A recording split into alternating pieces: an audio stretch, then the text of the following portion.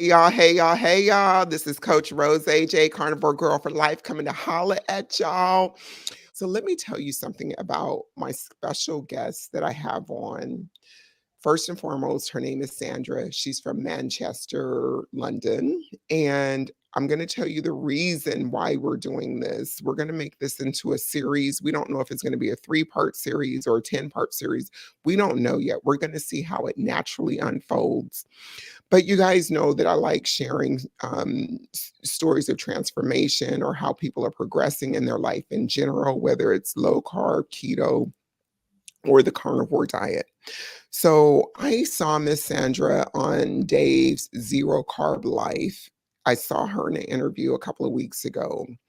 And the first reason that I peeked up is because she's a woman. I watch all of his female interviews. But secondly, and most important, because it's a rarity to see people of African American descent on his channel that are women sharing their stories. And then thirdly, I felt a natural bond with Sandra specifically because I was hearing something initially in her story that my intuition dived in on.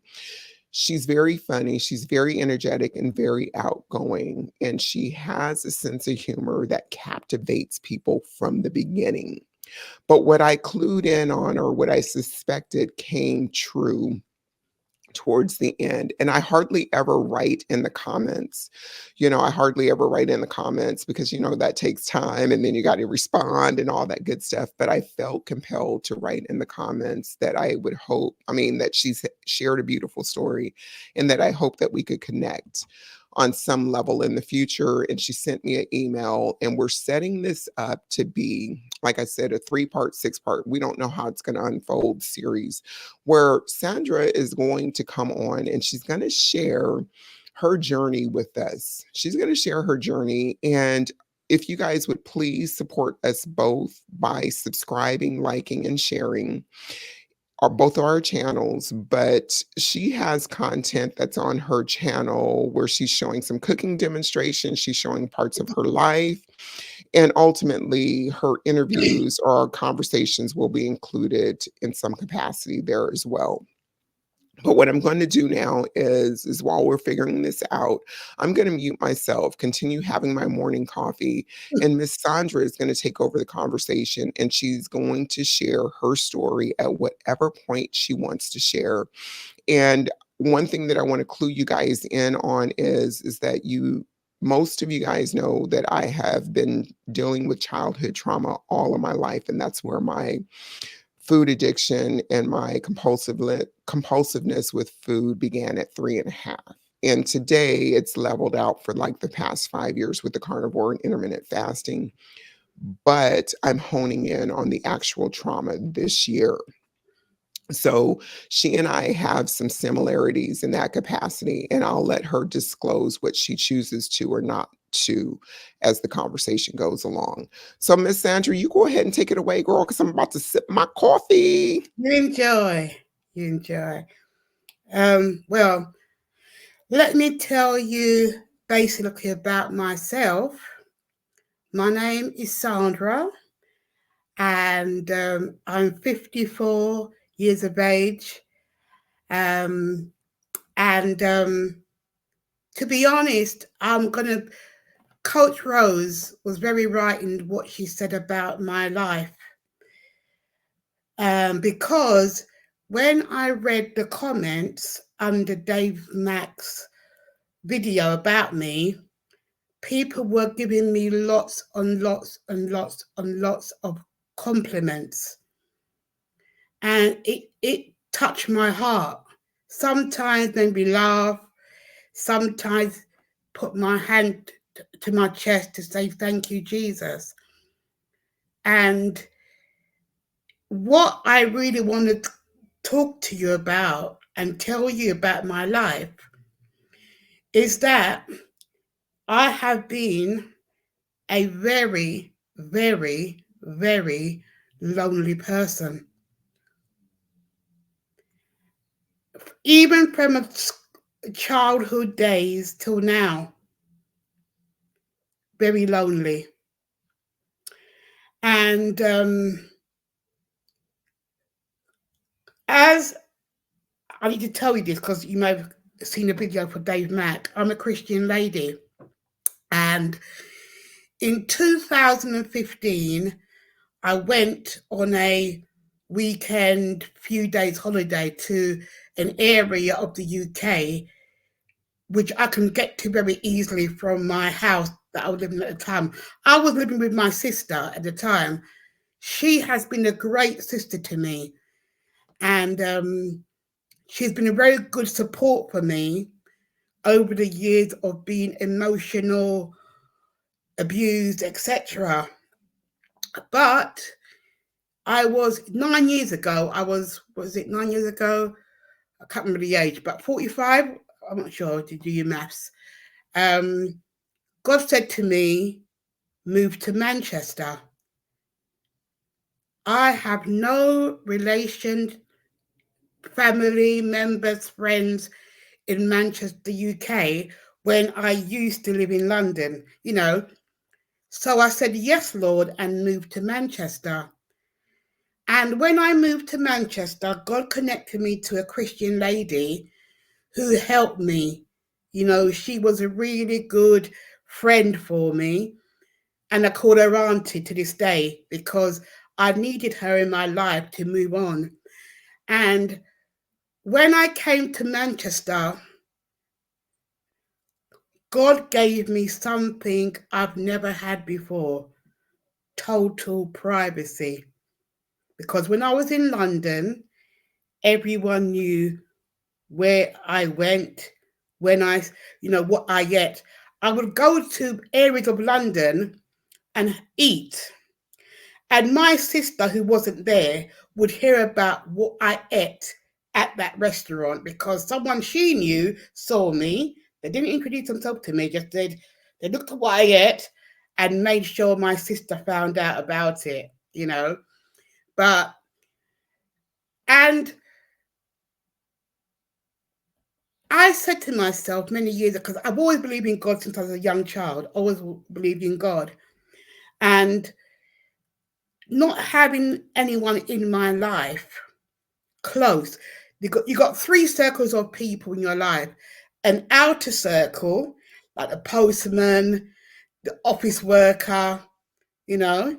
Then you got your best friend and family, that's the inner circle bit, and you've got your closest and mostest. I've never had a close and most friend ever in my life.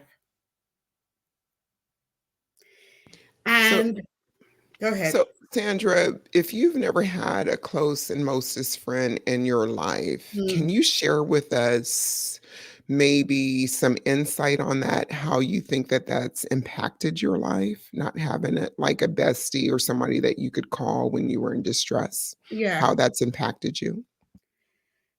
I it's every Christmas kind of thing since my mum left for Jamaica years ago, 30 years ago. Because as you know, in our culture, mum's house Christmas Day, no matter what, that's a score. And when I went through things in my life and not having a best friend to call anytime, any hour, really got to me at certain times. And how I got through it, I would cry to God, literally cry to God, and say, "God, you know what I'm going through right now. You know." And if God wanted me to speak to somebody, He would bring along a passerby, not a person on the street, but a certain person to come into my life for that little small season where I can tell something to.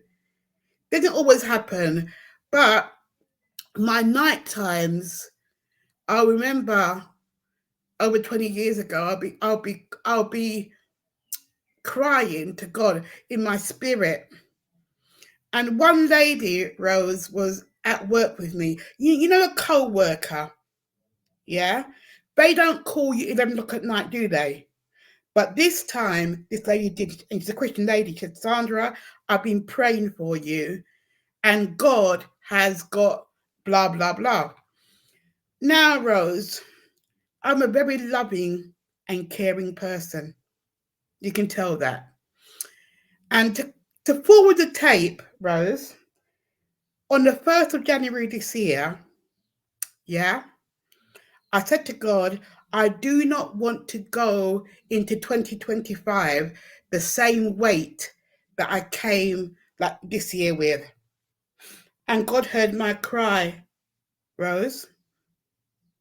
And 6 weeks later, someone international gave me a call to start my weight loss journey. And me and this person never met before, never spoken. Yeah. But me and him had a connection. It's a hard to describe. It's like when he spoke to me, I heard his voice. Behind his voice was companionship. Yeah. And he sent me a text that same day and said something really deep, Rose. Yeah. He said he wants to stay in contact with me no matter what the capacity. And it touched my heart and spirit. So, why did it touch your heart and spirit? Is is it Because, because someone reached out to you, or yeah, because God presented this angel or this person in your presence in your time of need, yeah. or Like what it was, when I heard him online, nothing in me got provoked or attracted or nothing in him at all. And and when I watched his videos, it was about the fifth time that somebody said to me, "Go on, put your name on his website, blah blah blah," and I did, and I forgot about him at all. You know what I'm saying? But something happened one night where he texted me or missed call, and our code for Manchester is nearly the same as his international code. So I was thinking, someone from the council, it's Friday night, let me bring him on Monday morning because Saturday and Sunday we don't have um, offices opening in the UK like that, you see. But Saturday morning, he gave me a text and something was good about the text. And I said, okay, God, I'll answer it. Like, so when I texted him back saying it may be not for me, he rang me, and that's when things started. His voice, you know, we had a really good connection. You know, we can just feel it over the phone, and you know, and we both said to each other, it's like we know each other, and we became friends the same moment. And um, and I went to his channel and wrote something about God using him. Yeah. And what he responded back, Rose, really touched me because he knows it was me. And in his other comments, he would just put 2 words, thank you, appreciate it. But with my one about God using him, he wrote 17 words. Yeah, and he knew it was me. And we had a really good private texting back. But I did something, Rose, where I may have been too anxious for him and sent him a over the top love text, you see. He did get it, he responded. And that was the last time I heard from him. And it did get to me a little bit because That was about the 5th of March when he said his last goodbyes to me. Yeah. And I thought it was going to be, you know, because when he did text me back, I would feel his vibes down the phone, like he's a genuine person. But something must have provoked him in a negative way from my side. But he wouldn't tell me. And he's never said the words goodbye, Sandra. And that's what I want to hear from him. Yeah? So, is it important for you to hear those words from him because you need closure? Yeah. Or, Like, okay. If he says something like, Sandra, I don't think our friendship is gonna be it's not working out. All the best, take care, goodbye. He didn't. And to cut long story short, something happened a few days ago. I said, okay, God, let me get this person out of my system. And I prayed about it. And that night I had a dream. Yeah. And the dream was this: I went into a clothes store and I put on some new outfits, and I wasn't fat, I was slim. And the woman who was serving me said, "You look good, you look good. Like this, you're still gonna be slim, whether he is in my life or not." You see. Um, and all it is, Rose, what I'm trying to say, I am not, because read between the lines now. I went back on Dave's show because I said to Dave originally, no, I've changed my mind. I don't want to go on your show, because God knew the real reason I said to him no at first was because of the miscommunication between me and him. Yeah. But I said, Dave, I put on 6 kilograms, but I still want you to interview me. And look what happened. You saw me. You know, if I didn't go on, mhm, I wouldn't be seen by you. So all things work for our good. yes. Yeah. And him saying goodbye to me without putting a closure on it, I finally accept now that's his way of saying goodbye. Yeah. Yeah. Yeah. And goodbyes or we're done or I no longer want to be your friend, all Mm, those conversations or all those closures, like what I'm hearing you say is you would like the actual words, you would like the actual print or text, something to seal the deal. So you mm, clearly understand that there's an ending. For some people, it's hard to say those things and mm. they just disappear and fade. What it is, Rose, what it is, he doesn't hate me. I Right. know that. I can feel Yeah. that, Yeah. you know, and um, and I think that um, he did think about our friendship in the way of, do I have purpose in Sandra's life, or and does Sandra have purpose in my life? And that's where I think um, the friction came in. Mhm.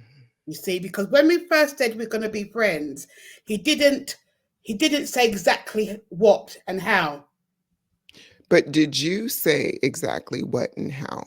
No, No? because I was waiting for him to, because cut it between the lines.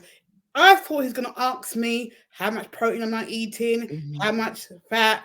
Nothing about weight loss came back in from his point of view. Yeah.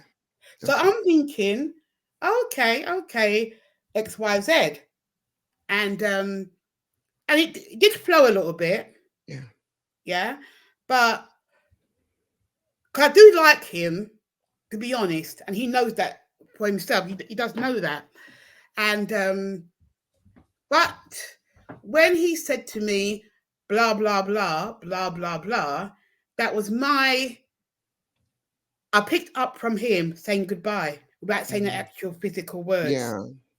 you know. Yeah, because you're a very astute person. So you've got this. You've got the knowledge, the sharps, the wisdom to understand without Mm. the actual words, you Yeah, know. yeah. So I want to hone in on what started this segment of the conversation when you said that you were always lonely, Mm, alone and whatnot. And so was it your loneliness because you didn't have people around you or that you weren't involved in groups, or was your loneliness due to isolation that you chose to be isolated, or was it a general feeling? I'm I'm trying to get to the source because mm, for me, quite honestly, I can relate to feeling lonely even mm, though I'm in an actual crowd because I was self-absorbed mm. and consumed by my own thought processes. Yeah. And even when I'm in crowds nowadays, there's times where I still feel alone, but I'm not Mm, actually alone. So if mm. you could share with us what that meant for Yeah. you. When I went to school, out of all the school children, I was the one being picked on for being fat because I was the only kind of fat child. And no one wanted to be my friend. And it was PE lessons. I was last to get picked, and things like that. So I've never really bonded with anyone long term, per se. And I'll come from school, watch TV with my brothers and sisters, go out to play with the boys, playing football, come back in, and go to my bedroom and go to sleep, and then we repeat. Yeah, and I've been growing up in growing up in Sunday school, parties, clubs, pubs was out. So it'll be home from school and that's it. Yeah. And and it didn't get to me too much then because I always had my bedroom, Blue Peter, the television children's programs, you know, and I used to love watching things to make create things for my mum. Yeah. So I did keep occupied, and also I had to do the dishes because I was a girl child. So I made that my hobby. But um um but the loneliness didn't get to me as much in my early thing. He was there, but but when I was about 16 and everyone was dating, but not me. I was always the babysitter, you know. And so I think okay. So I left home at 19 years of age, yeah, and still had no boyfriend, yeah. And then I got to an because of course you want to have babies when you're in your 20s, right? But I knew before babies, husband first.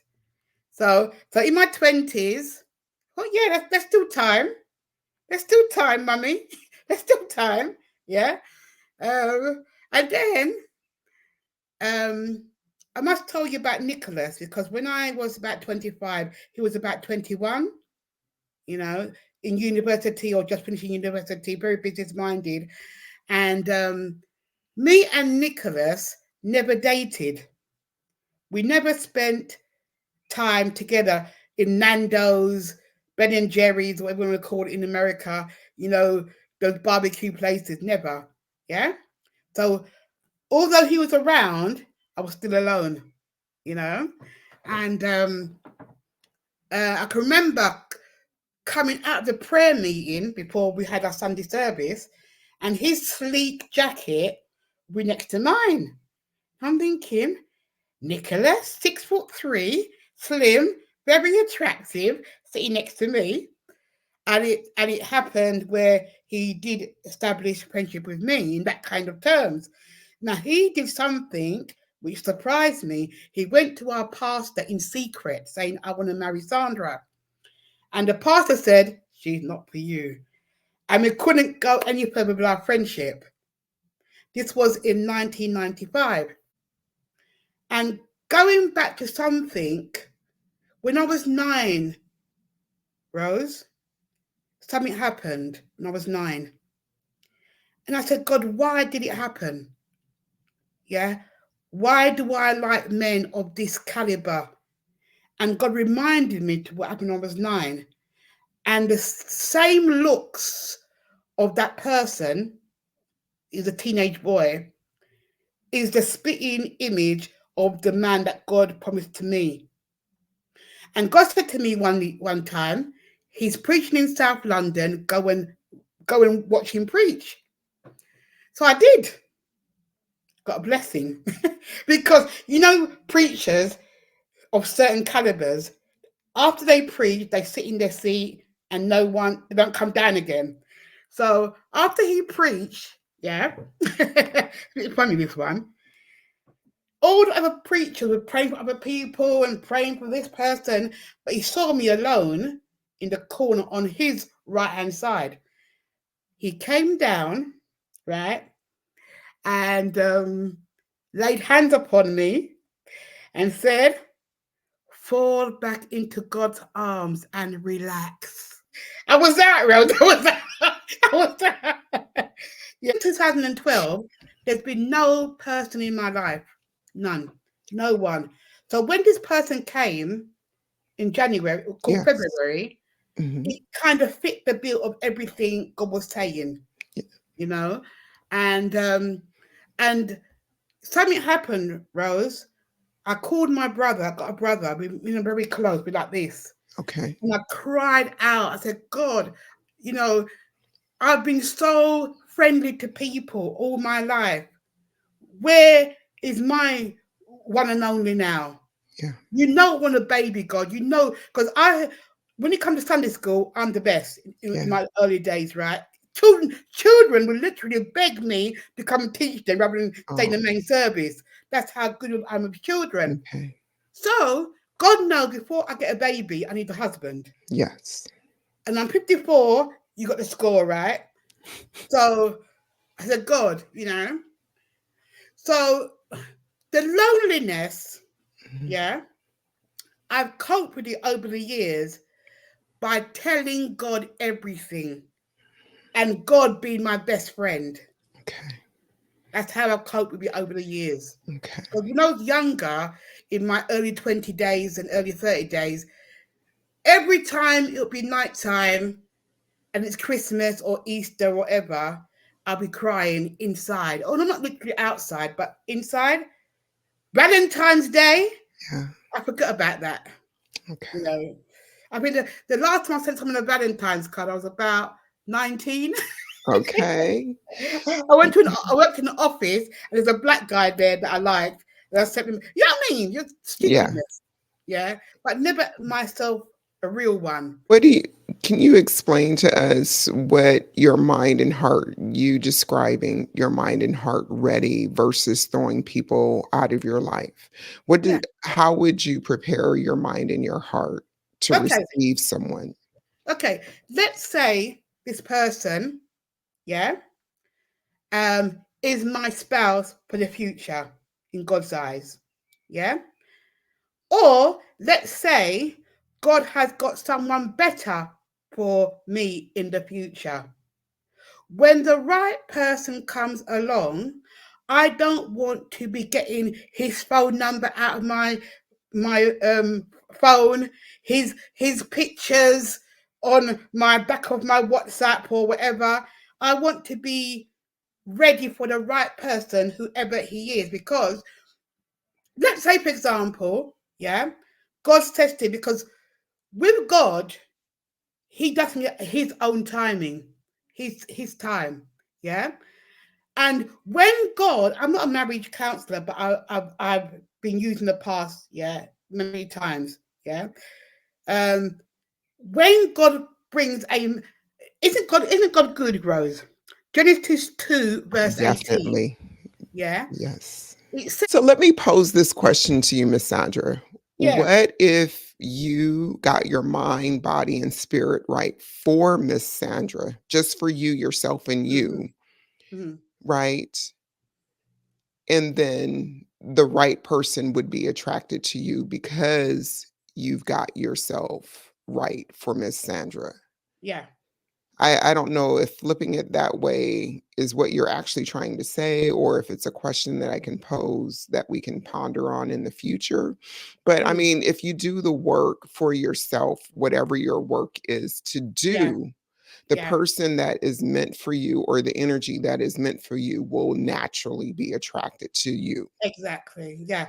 Okay. And that's why God said to me, no matter what, where He is in your life, either in or out, still become. I'm called Sandra in the natural, in the spiritual realm. They all know me as beautiful princess. You see what I'm saying? I hear So you. God is saying to me, because I said to God recently, God, my teeth are falling out, my eyes are half blind, blah blah blah. And God said to me, "You are, you are beautiful, princess." Oh, well, you are Miss Sandra. Mm, So, can I ask you, you just mentioned your eyes and your yeah. teeth. Mhm. So I want us to close out with Mhm. maybe you speaking to how food became a friend or a constant in your life Mhm. outside of being just fuel for your body, Yeah, right? So can you speak to that? And where you're at today with yeah. what you have chosen to do and why we've teamed up. The main reason, okay, when I was in my early 20s, I had a natural, beautiful glow about me. Yeah, very attractive. And my mum knew, but she didn't tell me because when I left home at 19, she asked me the has it happened yet question. I didn't answer her because she knew my beauty. And I'll be at So work. so you're talking about an intimate relationship with. Yeah, yeah, Got it. Okay, yeah, just wanted clarification. yeah. Because she knows I never had anybody before that. So when I was be at work, there'll be no CCTV back in them days, right? They couldn't be recorded. And one of the, I remember a a top boss said to me, Sandra, take this to the post office for him. The next thing I knew, I was on that table with him and he was kissing me like I'm his wife. And it was like out of the blue. It wasn't like kind of, you know. And then from then I said, God, I can't take this anymore. I'm going to hide behind food. And I hid behind junk food. Not because not to put on the weight because I was about 23 stones at the time as well. So it wasn't the weight that I wanted to get fatter. I wanted my face to completely go dark and black, which it did. And so I took junk food as my hide my beauty to get men away from me, and it So worked. let me ask you just for clarification that Mm, you were supposed to do a postal run for your supervisor, and the next yeah. thing you know, he's assaulting you. Yes. Correct. And as a result of that, you consciously made the decision to use junk food because you wanted to hide your beauty. Yes. Correct. Okay. Yeah. And so, can I ask you before we Mm, close out? Because on our next segment, we'll talk about where you're actually at and what you're doing mm, to, lose weight, what dietary protocol you're doing, if you're exercising, and about your eyesight and your teeth and stuff like that. We can just pick the story up from yeah. there. Mhm, But when you say that you were using junk food consciously as a way to hide or disfigure yourself, your beauty, mhm. my question to you is, did you ever seek professional help? Meaning like a therapist, a counselor, a pastor, where you discuss, somebody, invading your personal space and assaulting you and the aftermath. Mhm. No, because when I was 9, yeah, my mum didn't believe me. She didn't understood. When she took me to the doctor said to her, "It's broken," and I knew what he was talking about. You So know, you're talking about your vaginal area yeah, being broken. That yeah, means that you were assaulted or Yeah, raped or molested at yeah, 9, and then it yeah. occurred again at about 19 or 20. No, it didn't. It never happened again. It Okay. was. It was.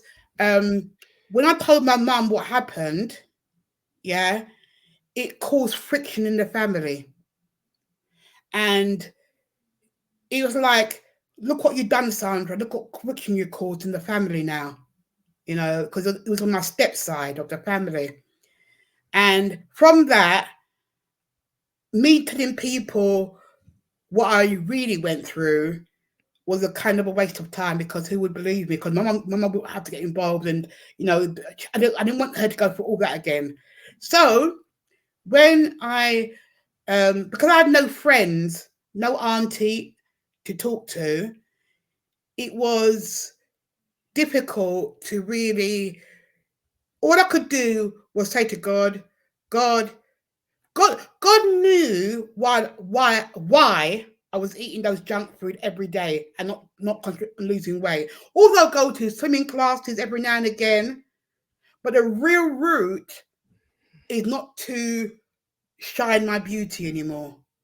So this is the real gist of why you and I are connected, to be quite candid, why I felt called to put that comment there, and Mm, apparently you called to communicate with me. So this is the ultimate gist, I believe, of our connection. mm-hmm. Because at 9, when you said that you shared and people blamed you Yeah. in the sense of why did you share, and this is the chaos that you created. Mm, When I shared about my abuse as well, I was blamed. I became the black sheep of the family. I became the person that mm, was cast out, right? mm, There mm, was nobody to save me but food. I mean, mm, quite candidly.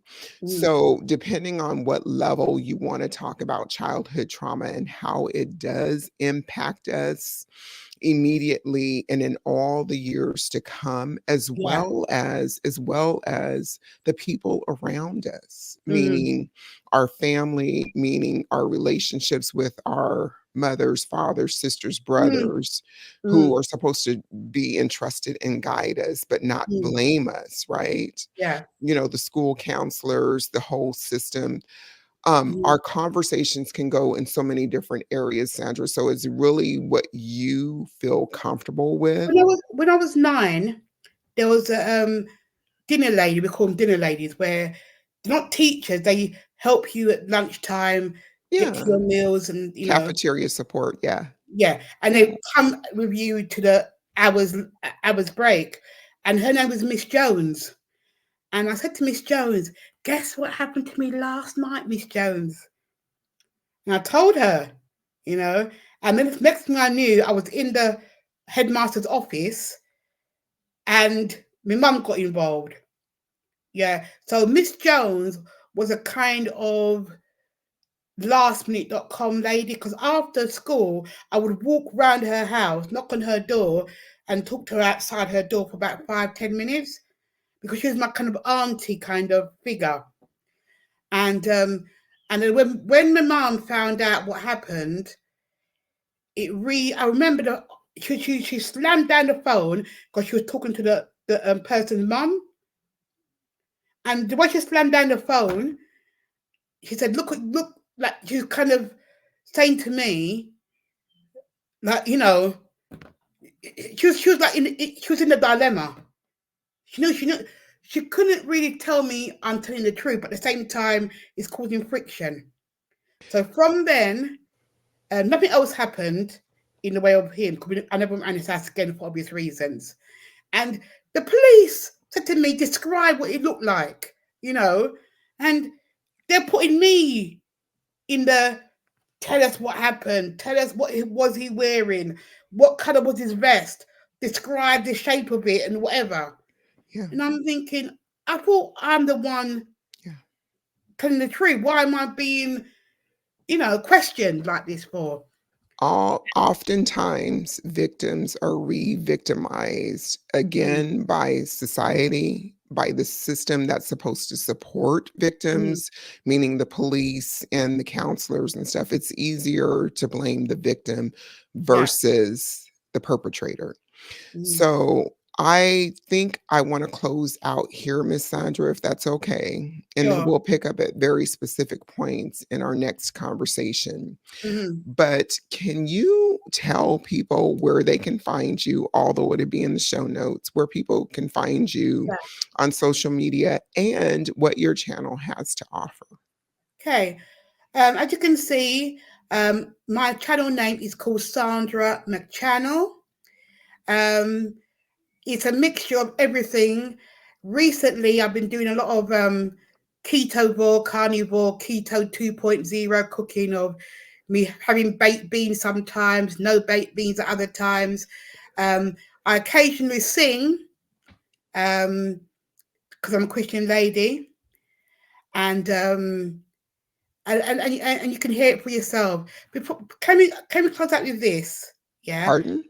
Can we close out with this? I'll sing you what God put in my spirit recently. Yes, Yeah. absolutely. I do sing, and God sometimes put things in my spirit, like new words. Okay.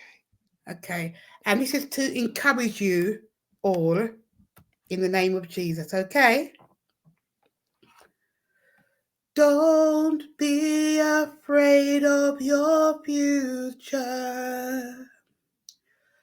Don't remember your past. Keep your eyes on Jesus. He is your first and your last. He knows the steps you have taken and the ones you are going to take. Keep your eyes on Jesus, and for you a new way He will make, and for you a new way He will make. Beautiful, beautiful words, beautiful voice, Miss Sandra. And thank you for taking us to church for a brief moment in our time. I love that. Thank you so much. Amen. Thank you. All right, my friends, this is Coach Rose AJ, Carnivore Girl for Life, bringing you the first part in a multiple part series with Sandra at Sandra McChannel. Thank you for tuning in. Until next time, have a blessed day and keep on keeping on, people.